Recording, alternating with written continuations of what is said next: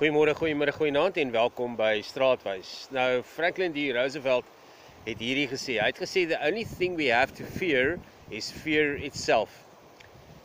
So vandag wil ek met jou praat en ek wil jy moet so 'n klein bietjie dink oor die ding van miskien is ons almal net bang.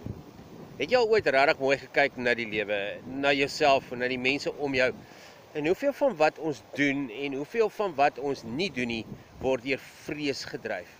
Nie altyd daardie dramatiese groot soort vrees nie, maar daardie stil konstante onderstroom wat saam met jou loop elke liewe dag. Ons is bang vir die lewe, ons is bang vir mekaar, ons is bang om dood te gaan, ons is bang om oud te word, ons is bang om alleen te wees, ons is bang om nie genoeg te wees nie, ons is bang iemand gaan my dalk los, of bang dat iemand gaan dink dat ek nie meer mooi of goed genoeg is nie, slim of dalk slim genoeg is nie, of suksesvol genoeg is nie. Hoe meer ek kyk na mense om my en na myself en die wêreld, na my eie keuses en my eie vermydings, hoe meer besef ek, ons is almal maar net bang. En dis nie 'n swakheid nie, dis menslik. Nou so net voor Kersfees begin baie van ons weer dink oor geloof, oor Jesus en oor God wat mens geword het. En dis 'n vreemde gedagte as jy mooi daaroor dink, want God kom nie aarde toe en word mens in 'n wêreld sonder vrees nie. Hy kom leef juis binne in die vrees. Hy word gebore in onsekerheid. Hy vlug as 'n kind. Hy leef onder politieke spanning en hy ervaar verwerping. Hy ken honger, hy ken verlies. Hy ken dit om alleen te wees en hy ken vrees. Die Bybel is eerlik daaroor. Selfs Jesus in Getsemane is benoud en bang en hy sweet bloed en hy bid, as dit moontlik is, laat hierdie beker by my verbygaan. En dit is belangrik, want dit beteken geloof is nie die afwesigheid van vrees nie. Geloof is wat jy met jou vrees doen. En dink 'n bietjie daaroor, hoeveel van jou lewe word verswelg deur vrees? Die vrees dat jou geld gaan opraak, die vrees dat jou mense gaan opraak, die vrees dat jy nie veilig is nie, dat jy nie behoort nie, dat jy nie gesien word nie. En daardie vrees begin alles inkleer in jou lewe, hoe jy praat, hoe jy stil bly, hoe jy beheer, hoe jy onttrek, hoe jy aanval, hoe jy liefhet of nie meer liefhet nie.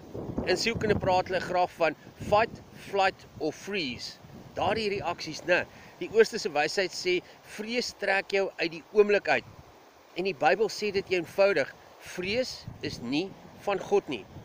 Maar let op, die Bybel sê nie vrees bestaan nie. Dit sê, moenie deur vrees regeer word nie. Want hier is die straatwys waarheid. Die meeste konflik tussen mense gaan nie oor haat nie, dit gaan oor vrees. Die persoon wat jou afsny, is bang. Die een wat jou wil beheer is bang. Die een wat koud raak is dalk bang. Die een wat jou wegstoot voor jy hulle kan los is bang. En dalk is die sleutel tot gesonde verhoudings nie om mense te fix nie, maar om hulle vrese raak te sien. Want ons sukses in menswees lê dikwels hierin, waarin ek sê, kan ek 'n veilige plek wees vir iemand anders se vrees? Kan ek luister sonder om te oordeel? Kan ek lief hê sonder om te beheer? Kan ek bly sonder om weg te hardloop? En Johannes skryf dit baie mooi ook. Hy sê, volmaakte liefde dreef die vrees uit. Nie perfekte mense nie, nie perfekte verhoudings nie, maar liefde wat sê, jy is veilig hier by my.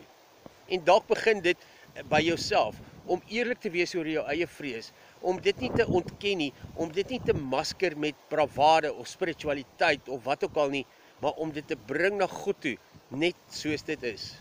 Nou Kersfees herinner ons dus hieraan, God kom nie om vrees te veroordeel nie, hy kom om dit binne in te loop, saam met jou, deur dit. So miskien is ons almal net bang, maar miskien, net miskien, hoef ons nie meer alleen daarmee te wees nie. So tot ons weer saam stap, ek hoop jy het 'n wonderlike dag en mooi loop.